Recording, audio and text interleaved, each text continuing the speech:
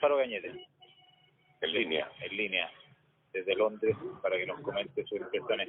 Gonzalo, larga noche, me imagino. Muy buenos días. Muy buenos días, sí, muy larga noche. Desde madrugada había ya bajadas en el mercado y las seguíamos yo particularmente a las 11:30 de la noche más o menos estuve enfrente del Parlamento comentando un poco cómo habían cerrado los mercados y hemos estado a primera hora ya aquí, como explicamos ayer en radio, pues estamos desde primera hora aquí viendo si podía haber algún tipo de contingencia que aplicar a la hora de ver los casos de volatilidad. O sea que sí, ha sido una sorpresa que desde luego el mercado no esperaba, porque comentamos ya desde aquí, desde Información Privilegiada, que el descuento que hacían los mercados de divisas desde el domingo por la noche era una libra fortaleciéndose consecutivamente y además con gaps alcistas, es decir, con saltos en la cotización del cierre del viernes al lunes, que ya estábamos muy por encima de los niveles de cierre del viernes. Luego los mercados preveían un fortalecimiento de la libra, una victoria de ese referéndum a favor de la Unión Europea, de permanecer en la Unión Europea. Así que ha sido una dura sorpresa y una caída masiva de los mercados. Yo el que he seguido desde que he abierto el primer ojo, porque apenas he dormido pues 3-4 horas, el primero que he mirado ha sido directamente SP500, el futuro. He visto una caída de 100 puntos y he visto que bueno, que obviamente no hacía falta mirar las noticias para saber qué había pasado. Claro. ¿Y cómo se está viviendo ahí directamente en las mesas? Porque aquí hay varios riesgos que comentábamos anoche. Hay riesgos financieros importantes. Si hay gente que no está bien cubierta, ahí se pueden producir problemas de contraparte, se pueden producir problemas en las cadenas de pago. ¿Están viendo ustedes algún riesgo más allá de caídas de precio, que son parte de la vida, pero se pueden producir algún efecto en el mundo real? ¿Esto se puede transmitir al mundo real? Sí, bueno, usted está comentando un detalle muy particular y muy bien traído a debate, y es sencillamente que lo que ocurrió con el franco suizo ya puso en sobreaviso a más de una entidad financiera. Y de hecho, desde la City británica, lo que habían hecho las principales firmas y casas de servicios de brokers que existen, incluido bancos, todos los que están metidos dentro de mercados, no solamente días antes, es que hasta semanas antes han ido incrementando los márgenes de garantía requeridos para operar en bolsa. No hay que olvidar que la principal función que cumplo yo aquí desde la City es como broker. Lo que en la casa para la que trabajo hizo fue aumentar los márgenes requeridos para abrir posiciones. Esto es que evitemos sobreexposiciones al mercado por parte de clientes, tanto privados como corporativos. Es decir, si algún fondo, alguna gestora, algún inversor, incluso particular, mantenía posiciones muy agresivas en la libra o en el FTSE británico, les obligábamos a que redujesen esa exposición en previsión a lo que podría ocurrir. Pero insisto, la caída que tuvo el franco suizo, que fue bastante reciente, ayer como quien dice, dejó muy claro que entidades como Alpari, entidades como FXTM sufrieron en la bolsa americana. FXTM cayó un 88% 2 días después de la bajada del franco suizo. Luego esto ya nos ha dejado más que escarmentados para prever algo como este tipo de cuestiones que nos han hecho, pues eso, blindarnos, exigir mayores márgenes y saldo disponible, capital disponible efectivo en cuentas que operen en mercados para evitar que una volatilidad muy drástica. O sea, en resumen, este plan estaba previsto. Gonzalo, vi que algunos bancos europeos, como por ejemplo el Santander, estaban cayendo alrededor del 20%. Uh-huh.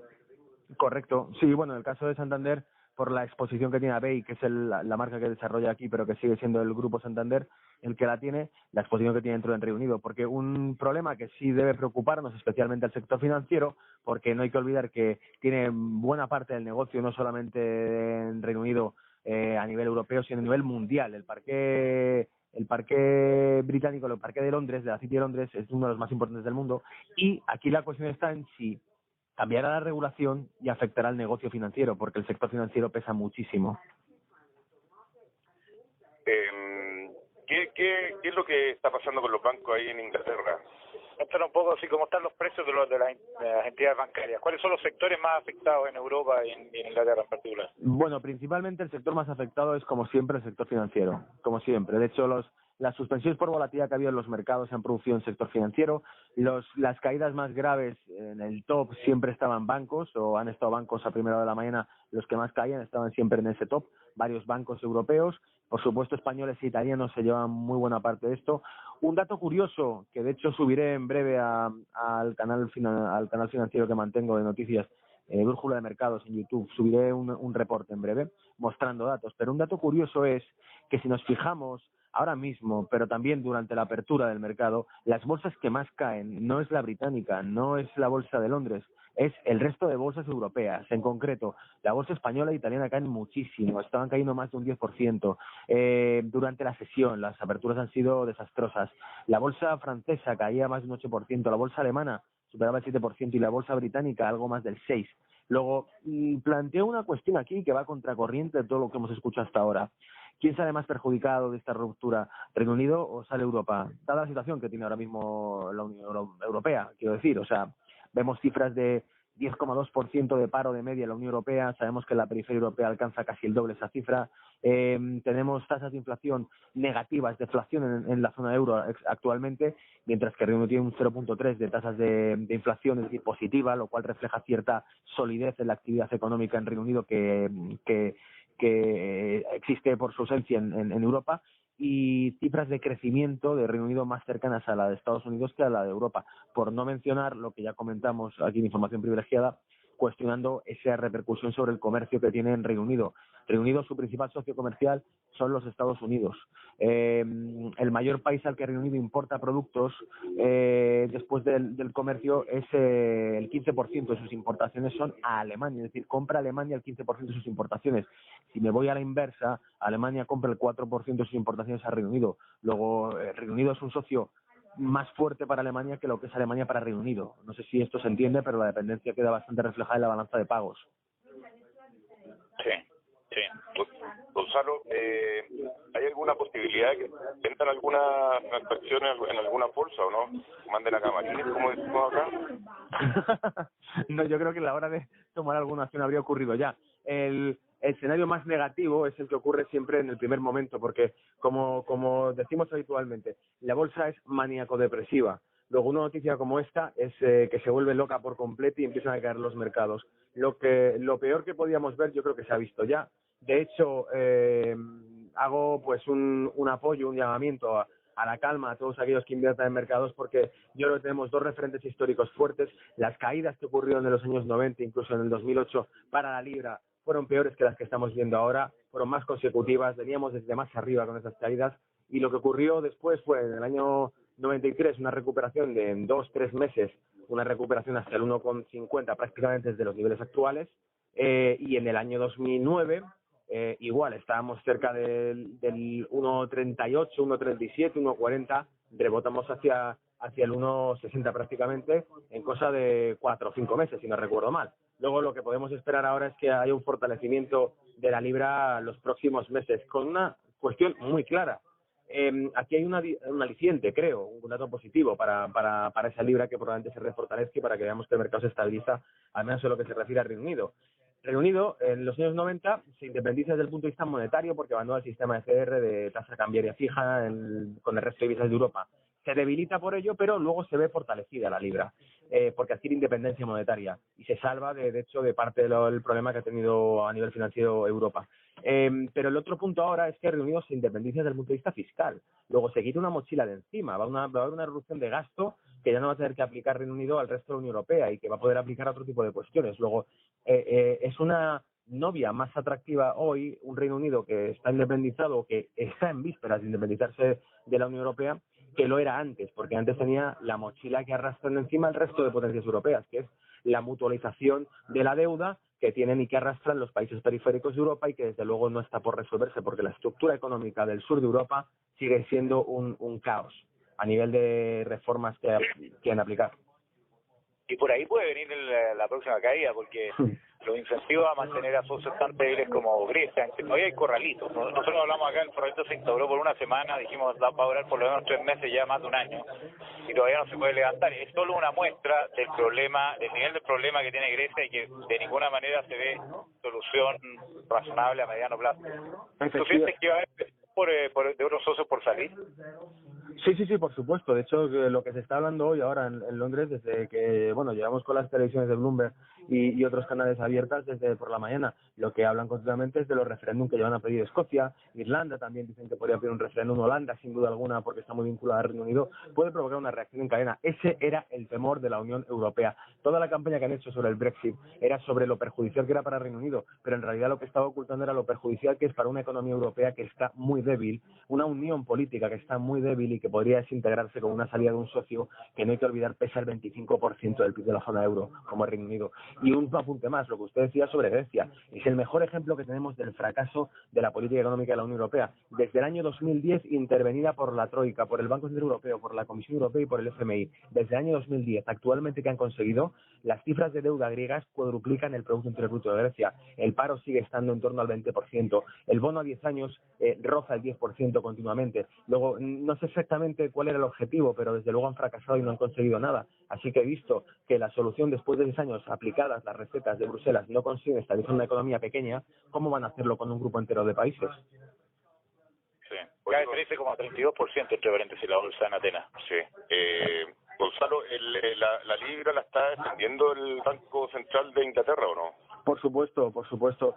Comentamos que Osborne, el que había sido miembro del Consejo Financiero durante la crisis, lo comentamos aquí en Información Privilegiada, dijo que existían obviamente planes de contingencia con el Tesoro Británico, el Banco of England, pero que obviamente no serían públicos, a menos que fuese necesario. Hoy ha salido, después de las declaraciones de Cameron, teníamos las declaraciones del presidente del Banco of England diciendo que lo que proponían era, que tenían disponibles más de, me parece, 2.000 millones de libras, para sostener la tasa cambiaria de la libra. Es decir, que lo que van a hacer, sencillamente, como hacen el resto de países cuando se trata de una emergencia monetaria, es quemar cartuchos de reservas de divisa, o en este caso de metal precioso, de dólares que mantengan incluso emisión o reducción de liquidez de la propia divisa en cuestión, para estabilizar su precio en el mercado. Así que lo que vemos es que el Bank of England sale de momento y da la aspirina de turno, porque es una medida analgésica para el mercado. Que el Bank of England aparezca y diga que va a hacer inyecciones de en torno a 2.000 millones en el mercado para estabilizar la cotización de la libra,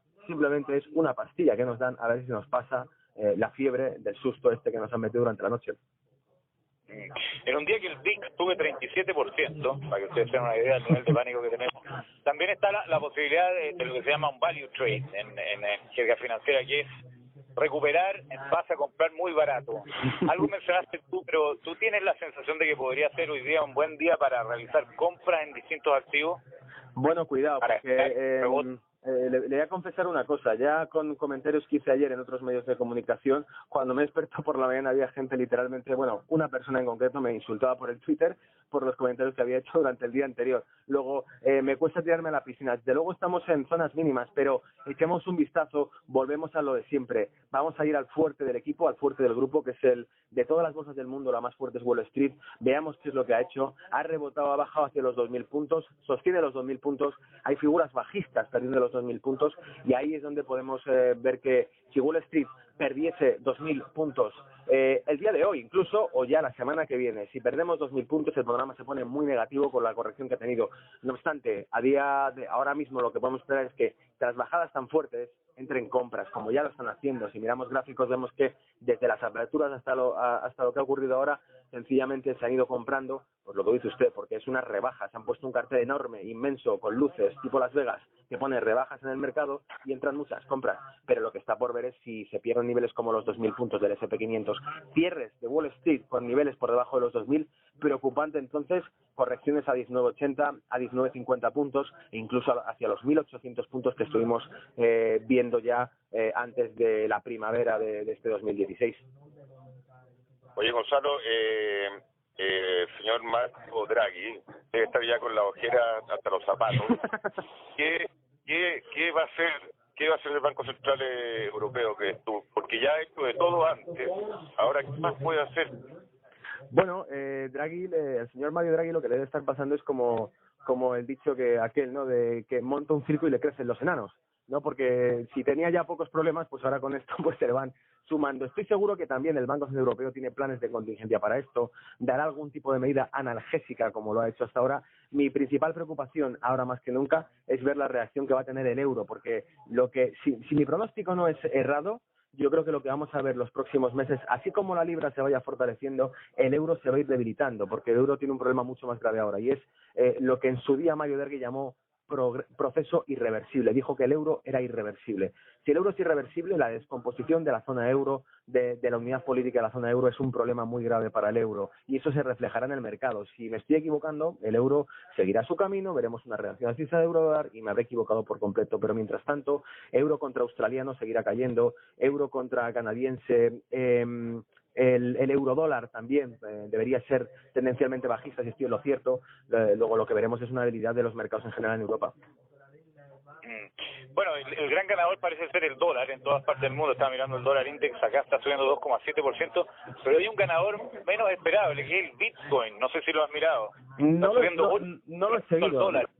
No lo he seguido, pero desde luego, claro, es una divisa que se fortalece bastante. El problema del Bitcoin es que como ha tenido tanta volatilidad que lo que vemos que es una divisa bastante arriesgada a nivel de operar con ella. Pero no hay que olvidar que el Bitcoin ya entra dentro del discurso de algunos miembros de bancos centrales, como fue el caso del presidente del Bank of England, que el año pasado citó el Bitcoin como una alternativa, habló del dinero virtual en un futuro. Entonces lo que vemos es que quizá no sea el Bitcoin, pero desde luego vamos a ese tipo de divisas y cada vez adquiere más peso. Y en un evento como el que ha ocurrido hoy, vemos que enseguida se canaliza capital hacia una divisa que hace tan solo unos años era un invento friki de alguien, ¿no?, que había hecho en Japón, y ahora vemos que se empieza a convertir en una alternativa que traerá hacia el futuro. La respuesta del Bitcoin será la de siempre. En un futuro seremos más libres con una divisa como el Bitcoin, que se supone que no tiene un banco central que la emite y la manipule, o seremos más dependientes, puesto que todo el dinero será electrónico y entonces ya no tendremos más salida que pagar lo que nos pidan que paguemos, como fueron las tasas de interés negativas, que acabará convirtiéndose en un impuesto al que no consuma. No sé si esto le suena, pero es un debate bastante abierto. Si se universalizan las tasas de interés negativas y el dinero no se vuelve efectivo, sino que acaba siendo digital, acaba siendo virtual, llegará un momento en el que esas tasas de interés negativas se puedan traducir en un impuesto al que no consuma. Es decir, usted o gasta, o invierte, o le quitamos dinero a final de año.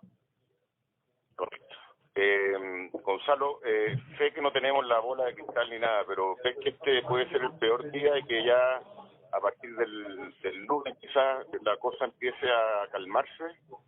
Bueno, pues en vista a los insultos que he recibido por la mañana de esta persona por el Twitter, yo creo que lo mejor que podría decir es seamos prudentes, miremos Wall Street, veamos cómo cierra hoy Wall Street, sobre todo durante la semana que viene. Yo estaría muy pendiente de esa pérdida de los 2.000 puntos. El panorama yo creo que será más bien negativo para todas las bolsas mundiales las próximas semanas.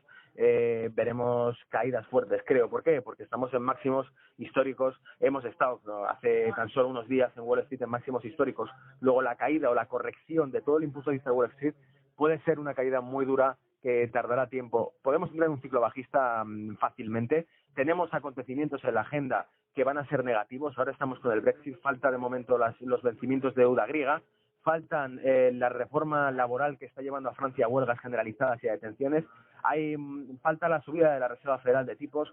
Hay demasiados acontecimientos negativos para el mercado sobre la mesa y desde luego, insisto... Pero española. ¿Cómo?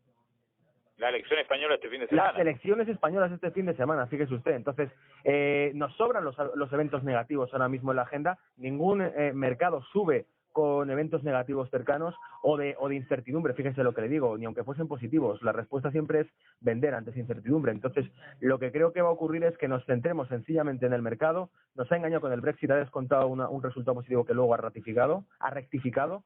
Pero en este caso yo seguiría mirando Wall Street, cierres por debajo de 2.000 puntos, cuidado con eso.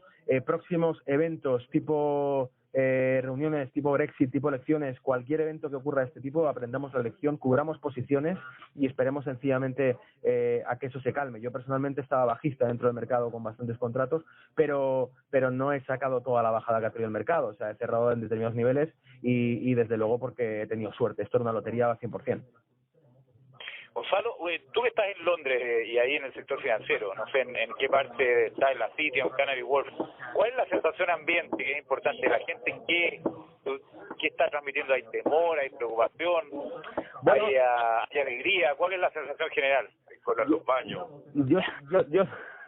Yo sí estoy en la City más que en Canary Wharf, y desde luego lo que vemos aquí, casi todo el mundo ocupado, nadie parece debatir, pero sí es cierto que ya ayer vi a algún compañero que otro nervioso al respecto. Es decir, sí se crean discusiones sobre esto, incluso a nivel interno dentro dentro de la oficina hemos tenido esta mañana pues una serie de comentarios que hemos lanzado y hemos visto que automáticamente la gente se dividía en dos grupos. Una persona de Alemania, que también ha residido en Reino Unido durante casi 20 años, me decía que era una burrada. El resultado de Londres ha sido mayoritariamente a favor de permanecer en la Unión Europea. Luego creo que en realidad lo que nos muestra Londres es que es una mentalidad multicultural, multinacional, que es la naturaleza de la propia City y que es la naturaleza del propio Londres como ciudad. Lo hemos dicho muchas veces aquí, Londres no es Reino Unido. Entonces, ¿qué pasa? En Londres no solamente hay inmigración europea, hay inmigración de todas partes del mundo, y es el ciudadano británico que vive en Londres está acostumbrado a convivir con personas de todo tipo de países diferentes. Luego él no entiende ese proceso de aislamiento, porque él ya descuenta el vivir en una relación multicultural y interconectada con todo tipo de economías, países, relaciones y demás. Esa es la mentalidad británica de Londres. Ahora, Gonzalo, sí va a haber movimientos de gente y probablemente disminución en la actividad financiera. Aquí acabo de recibir un titular que mandaron al diario Independent que Morgan Stanley va a empezar a mover 2.000 personas que trabajan en las oficinas de Londres a Dublín y Frankfurt. Esa sensación está instalada, que puede haber un impacto relativamente rápido en el movimiento en la City, en Canary Wharf. Sí, desde luego, esa ha sido la amenaza que hemos tenido continua desde hace días atrás. Lo que dijeron fue que si ocurrió un Brexit, ellos desplazarían sus sedes de Londres a Frankfurt. Ya lo dijeron en su momento. Ahora está por ver si lo cumplen. Aun cumpliéndolo, lo que está por ver también es lo que hemos dicho al principio, que nadie lo olvide. Si efectivamente Reino Unido pierde un lastre fiscal, gana independencia en cuanto a gasto público, gana independencia que ya la tenía en cuanto a tema monetario y se convierte en una unidad económica independiente, tal como está la economía global ahora mismo, esperemos que eso no quiera decir que quizá Reino Unido se convierte en un refugio económico financiero para el mundo. Luego, tenemos más que cifras de las que hemos dado en esta intervención que muestran que está muy cuestionable la dependencia de Reino Unido Europa o viceversa. Es decir, Europa tiene mucha dependencia de Reino Unido. ¿Quieren desplazar negocio a Alemania? Veremos ahora quién lo hace, si efectivamente cumplen con esas amenazas y sobre todo veremos los próximos meses si no hay también nuevos negocios que se trasladan a Londres sencillamente porque ya no tiene esa dependencia que tenía sobre las medidas de Bruselas que desde luego no contentaban al mercado. Oye, finalmente, Gonzalo, al parecer las bolsas de Asia no tomaron la noticia porque bajaron bastante poco, digamos. La bolsa china un poco más de un 1%, alrededor de 2%, siendo que son bastante volátiles esas bolsas. Sí que lo son.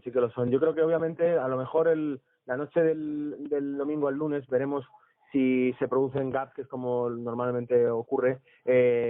Todo lo que no han descontado los mercados durante el día de hoy lo descontarán ellos en las aperturas. Lo que pasa es que vendrán más amortiguado el golpe porque verán que ha habido recuperación del mercado durante la sesión. Luego, no era lo mismo que China abra viendo un gap de 100 puntos de caída en Wall Street, que China abra viendo un gap que fue de 100 puntos y que recuperó el 30, el 40% de ese gap. Entonces, bueno, el Nikkei cayó 8%. Sí. Y el yen también tuvo una volatilidad gigantesca. Japón sí, obviamente está muy vinculado. Además, es una economía muy expuesta a la economía occidental. Ok, Gonzalo, excelente. Vamos a estar conversando los próximos días a ver cómo evoluciona esto. Muchísimas gracias. Por supuesto, un abrazo, amigos. Chao. Directamente desde Londres, transmitiéndonos sus impresiones.